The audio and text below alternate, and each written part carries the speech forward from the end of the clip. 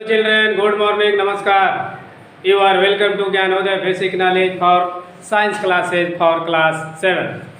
I am present for part 7 for lesson heat and temperature. अर्थात class 7 के heat and temperature ऊष्मा और ताप लेसन में हमको पढ़ना है कि प्रयोगशाला थर्मामीटर जो बनता है, प्रयोगशाला में थर्मामीटर कैसे बनाया जाता है, उसमें कौन कौन सी क्रियाएं होती हैं, कौन कौन से बिंदु होते हैं और कैसे उसको बनाया जाता है। जो थर्मामीटर है उसको कैसे बनाया जाता है, तो उसी के विषय में दो बिंदु है। एक बिंदु है जिसको हम कहते हैं अधो बिंदु, दूसरे बिंदु को कहते हैं ऊर्ध्व बिंदु। उसके बाद है कि 1 डिग्री सेल्सियस किसको कहते हैं, 1 डिग्री फ़ारेनहाइट किसको कहते हैं, और सेल्सियस और फ़ारेनहाइट में क्या संबंध है, इसी के विषय में प्रकाश डालना है। तो ये सबसे पहले हम देखेंगे कि प्रयोगशाला थर्मामीटर में अधो बिंदु क्या है, यानी अधो बिंदु किसे कहते हैं। तो कहता क्या है, इसको ध्यान से देखिए कि तापमापी नली को बर्फ के टुकड़ों पर रखने पर ठंडा होकर पारा जहां ठहरता है उस बिंदु पर 0 डिग्री सेल्सियस अंकित करते हैं। इसको क्या पढ़ेंगे जी, 0 डिग्री सेल्सियस। क्या पढ़ेंगे, 0 डिग्री सेल्सियस अंकित करते हैं, उसे अधो बिंदु कहते हैं। ये तो किताब की भाषा हो गई। अब हमारी भाषा में सुनो जिसको तुम समझ पाओगे। क्या करेंगे, एक नली में पारा रहेगा, बुखार मापने वाले थर्मामीटर होता है उसमें पारा होता है ना, तो उसी तरह एक नली में पारा भरा रहेगा और बर्फ के टुकड़ों पर उसको रख दिया जाएगा। तो बर्फ के टुकड़ों पर जब रखा जाएगा तो उसमें ठंडा महसूस होगा, ठंडापन होगा। तो ऊपर भागेगा कि नीचे भागेगा, नीचे। ठंडा होगा तो नीचे जाएगा टेम्परेचर ना। तो क्या होगा कि पारा मान लो यहाँ बीच में है, जब बर्फ के सामने रख देंगे, चाहे बर्फ पर ऐसे रख देंगे, तो यह टेम्परेचर कहाँ जाएगा, नीचे। तो जहाँ नीचे जाएगा वही 0 डिग्री सेल्सियस लिख देंगे। उसी 0 डिग्री सेल्सियस को कहते हैं वो कौन बिंदु, अधो बिंदु।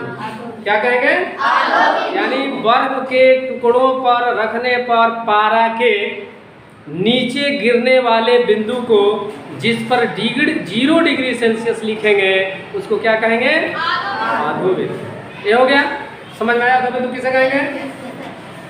दूसरा है कि प्रयोगशाला थर्मामीटर में ऊर्ध्व बिंदु क्या है। ऊर्ध्व माने जानते हो क्या होता है, ऊपर। उसी चीज को फिर अब देखो क्या कहता है, तापमापी नली को उबलते जल के वाष्प पर रखने पर पारा जहां ठहरता है उस बिंदु को ऊर्ध्व बिंदु कहते हैं। इस बिंदु पर 100 डिग्री सेल्सियस अंकित करते हैं, तो उसको हम क्या कहते हैं, ऊर्ध्व बिंदु। अब क्या करेंगे कि गर्म जल कर देंगे, और गर्म जल पर से वाष्प निकलेगा ना, उसी वाष्प पर ऐसे थर्मामीटर को रख देंगे, तापमापी की नली को जिसमें पारा रहेगा। तो क्या होगा, ताप जब पाएगा तो गर्म होगा, तो गर्म होगा तो ऊपर की तरफ भागेगा ना, तो उसको क्या कहेंगे, ऊर्ध्व बिंदु।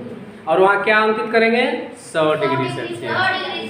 बर्फ पर रखेंगे तो जिस बिंदु पर ठहरेगा वहाँ 0 डिग्री सेल्सियस लिखेंगे, तो उसको क्या कहेंगे, अधो बिंदु। और जब गर्म पानी के वाष्प पर रखेंगे तो उसका टेम्परेचर ऊपर की तरफ भागेगा, वहाँ लिखेंगे 100 डिग्री सेल्सियस, तो उसको क्या कहेंगे, ऊर्ध्व बिंदु। समझ में आया। इसलिए कि शरीर, चलो टेम्परेचर जो नापा जाता है, बुखार मापने वाला जो थर्मामीटर, तो शरीर की गर्मी को मापता है ना। तो गर्मी को नापता है तो झाड़ के ऐसे देखो जाओगे तो डॉक्टर ऐसे झाड़ के तब कहेगा ओठों के नीचे, जिभ्या के नीचे दाबिए या कांख में दाबिए, कहता है ना। तो झाड़ने का मतलब समझते हो, झाड़ने का मतलब कि इसको 0 डिग्री सेल्सियस पर ला दो, एकदम 0 पर।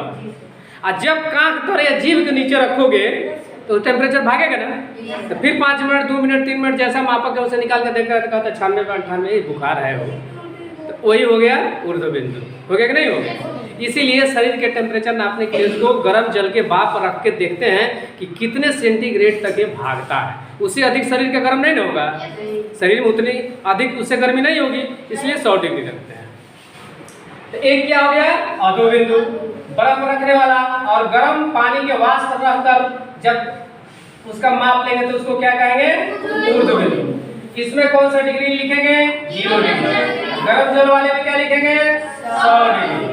हो गया। अब 1 डिग्री सेंटीग्रेड 1 डिग्री सेंटीग्रेड किसके कहेंगे? 1 डिग्री सेंटीग्रेड बुखार हुआ, 2 सेंटीग्रेड बुखार हुआ, 3 डिग्री सेंटीग्रेड कहता है डॉक्टर ना। तो ही 1 डिग्री क्या हुआ? कहता है कि 0 डिग्री तथा 100 डिग्री सेंटीग्रेड के बीच की लंबाई को 100 बराबर भागों में बांटने के बाद एक भाग को 1 डिग्री सेंटीग्रेड कहते हैं। अब ध्यान से देखो, दिखाई दे रहा है बोर्ड में? दे रहा है क्या? यहाँ देखो, ये मान लो थर्मामीटर है, नीचे जब बर्फ पर रखे तो 0 डिग्री सेंटीग्रेड हो गया, हाँ? अब गर्म पानी पर रखे तो क्या गया? 100 डिग्री सेंटीग्रेड गया ना। कहता है इसी दोनों के बीच हम 100 भागों में इसको क्या करेंगे? बांट देंगे। एक भाग इसका होगा 100 भाग बांटने के बाद उसी एक भाग को क्या कहेंगे? 1 डिग्री सेंटीग्रेड या सेल्सियस, ठीक है। अब देखो उसी तरह अब ये 1 डिग्री फ़ारेनहाइट क्या होता है? ये तो हो गया सेंटीग्रेड। अब देखो 1 डिग्री फ़ारेनहाइट क्या होता है?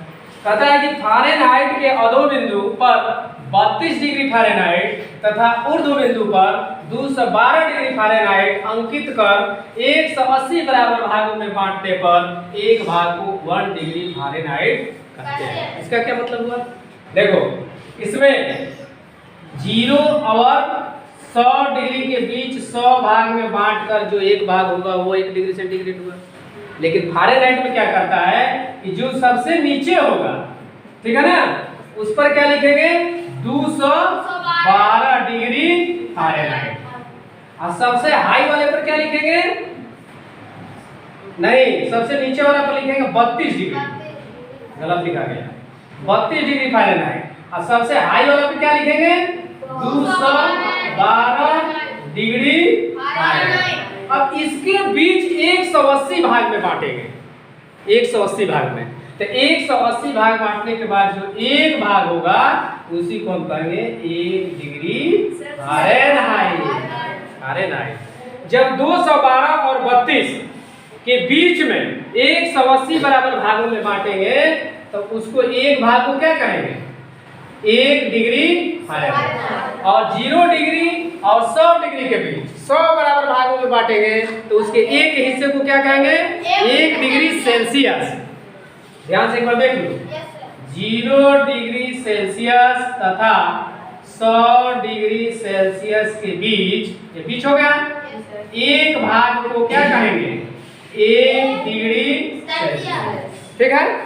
और नीचे दिखाई दे रहा है 32 वो वीडियो में 32 डिग्री सेल्सियस और 212 डिग्री सेल्सियस नहीं फ़ारेनहाइट के बीच कितने भाग में बांटेंगे?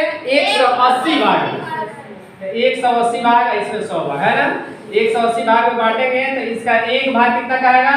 1 डिग्री फ़ारेनहाइट। समझ में आया? एक बार फिर से समझ लो। बर्फ के टुकड़े पर पारे से भरे हुए नली को जब रखते हैं तो सबसे नीचे गिरने वाले बिंदु को क्या कहते हैं? अधो बिंदु। उसको 0 डिग्री सेल्सियस लिखते हैं, ठीक है। और गर्म पानी के भाप पर जब रखते हैं तो पारे का टेम्परेचर ऊपर भागता है तो उसको क्या कहते हैं? ऊर्ध्व बिंदु। उसको कौन सा डिग्री लिखते हैं? 100 डिग्री सेल्सियस। इन दोनों के बीच 100 बराबर भागों में बांटते हैं तो एक भाग को क्या कहते हैं? 1 डिग्री सेल्सियस। और यहाँ देखो 212 डिग्री फ़ारेनहाइट, 32 डिग्री फ़ारेनहाइट और 200 डिग्री फ़ारेनहाइट के बीच 180 बराबर भागों में बांटेंगे, उसके एक भाग को क्या कहेंगे? 1 डिग्री फ़ारेनहाइट। समझ में आ गया ना? बस यही समझना था। अब है कि फ़ारेनहाइट और सेल्सियस ताप के संबंध वाले सूत्र को लिखिए। सूत्र पूछता है तो ये सूत्र है C/100 = F माने फ़ारेनहाइट माइनस 32/180। ये भी सही है या इसी को छोटा कर दिया गया है। C/5 = F minus 32/9। इसको याद करना पड़ेगा। C से क्या हो गया? सेंटीग्रेड। F से क्या होगा? अगर एक मान इसमें से कोई दे देगा, सेंटीग्रेड दे देगा तो फ़ारेनहाइट का निकल जाएगा, फ़ारेनहाइट का दे देगा तो सेंटीग्रेड का निकल जाएगा, ठीक है ना। तो फार्मूला दे देता है कि फ़ारेनहाइट का मान इतना डिग्री है तो सेंटीग्रेड में निकालिए। इस समीकरण को हल करके हम फ़ारेनहाइट से सेंटीग्रेड, सेंटीग्रेड से फ़ारेनहाइट निकालें। तो आइए इस प्रकार फ़ारेनहाइट और 1 डिग्री सेल्सियस और 1 डिग्री फ़ारेनहाइट के विषय में बहुत ही अच्छे से समझ में आ गया होगा। यदि यह समझ में आता है और पढ़ने में मज़ेदार आता है, रोचक लगता है, तो आइए अब इसको देखा जाए कि कितने लोग इस रोचकता को समझे हैं और बता सकते हैं। ठीक ना? अब पूछने का सिलसिला जारी किया जाए और देखा जाए कि कितने लोग बता पाते हैं। चलो जोगिंदर बताओ 1 डिग्री सेल्सियस किसको कहेंगे?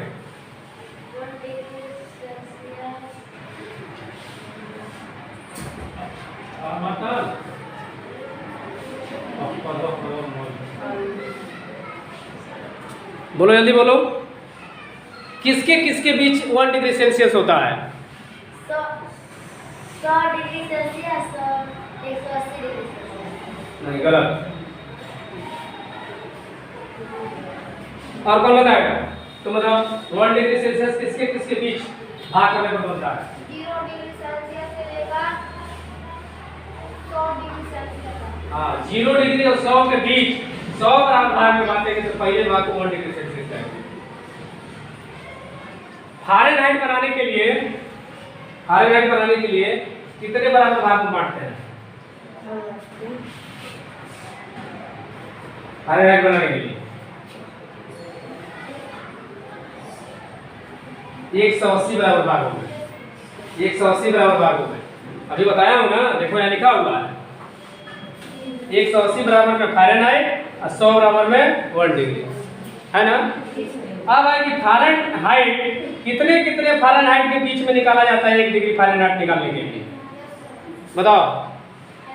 32 डिग्री फ़ारेनहाइट और 212 डिग्री फ़ारेनहाइट। हाँ, 32 डिग्री फ़ारेनहाइट और 212 डिग्री फ़ारेनहाइट के बीच कितने बार भाग बांटेंगे? 180। तो एक फ़ारेनहाइट।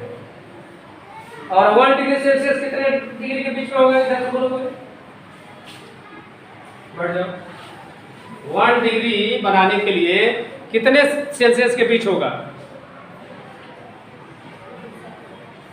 बोलो। 0 डिग्री सेल्सियस लेकर 100 डिग्री सेल्सियस तक 100 भाग में बांटा जाता है। उसका एक भाग 1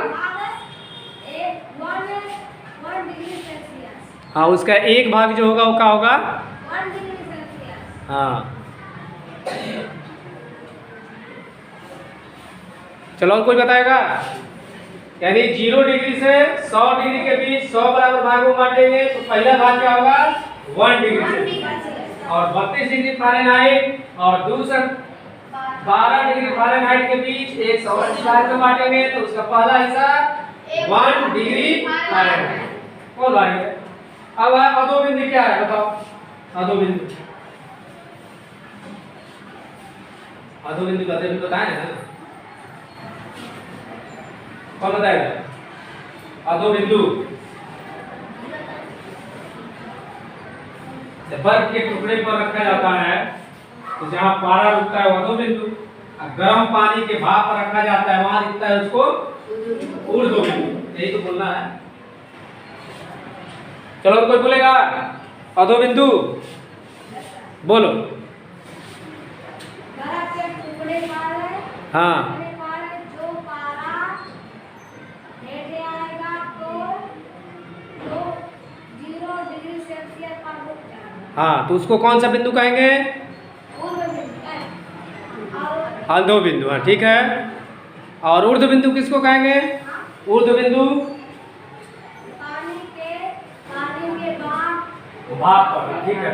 ऐसे रख देने पर तो ऊपर की दिशा में भागता है तो 100 डिग्री जहाँ रुकता है तो 100 डिग्री सेल्सियस लिखेंगे तो उसको क्या कहेंगे? ऊर्ध्व बिंदु। चलो वेरी गुड, कोशिश तो किया। अपनी भाषा में कोई जरूरी है ऐसा बोलोगे? अपनी भाषा में बोलो, ठीक है? चलो जिनको बताए उनको भी धन्यवाद, नहीं बताए उनका भी धन्यवाद। कम से कम बोलने का अपनी भाषा में प्रयास करो। कोई जरूरी नहीं कि हमारी तरह बोलो चाहे बोर्ड की तरह। अगर समझे हो तो उसको अपनी भाषा में बोलने का प्रयास करो, ठीक है? हम उस पर गौर करें कि क्या क्या पढ़ा गया 0 डिग्री और 100 डिग्री के बीच 100 बराबर भागों में बांटने पर जो पहला हिस्सा होगा उसको 1 डिग्री सेंटीग्रेड और 32 डिग्री फ़ारेनहाइट और 212 डिग्री फ़ारेनहाइट के बीच 180 बराबर भागों में बांटेंगे। उसके एक हिस्से को क्या कहेंगे? 1 डिग्री फ़ारेनहाइट। और ठंडे पर बर्फ़ पर रखने पर जब पारा नीचे लुढ़क कर जहाँ रुकता है उसको क्या कहते हैं? अधोबिंदु। गर्म जल के वाप पर रखने के बाद पारा ऊपर की तरफ जहाँ जाकर रुकता है उसको ऊर्ध्वबिंदु कहते हैं। फ़ारेनहाइट और डिग्री सेल्सियस में संबंध क्या है उसका सूत्र या फार्मूला आपको बताया गया होगा। हमको उम्मीद है आपको बढ़िया से डिग्री और फ़ारेनहाइट के बीच के संबंधों को समझ में आ गया होगा। यदि ये समझ में आता है, अच्छा लगता है, पढ़ने की रोचकता अच्छी लगती है तो हमारे चैनल, आपके चैनल, यूट्यूब चैनल को सब्सक्राइब करेंगे, वीडियो को लाइक करेंगे और अपने मोबाइल से दूसरे पर शेयर करेंगे ताकि और लोग भी इस वीडियो का फ़ायदा उठा सकें, घर बैठे इसका आनंद ले सकें। जो जहां है वहीं से देखकर इस वीडियो को फ़ायदा उठा सकें। यदि वीडियो की क्वालिटी यानी धुंधला या साफ नहीं दिखाई देता है तो मोबाइल का क्वालिटी बढ़ाकर वीडियो देखने का प्रयास करें, साफ दिखाई देगा। अब मैं मिलता हूँ आपसे नेक्स्ट वीडियो में, तब तक के लिए टाटा, बाय बाय, ओके, नमस्कार।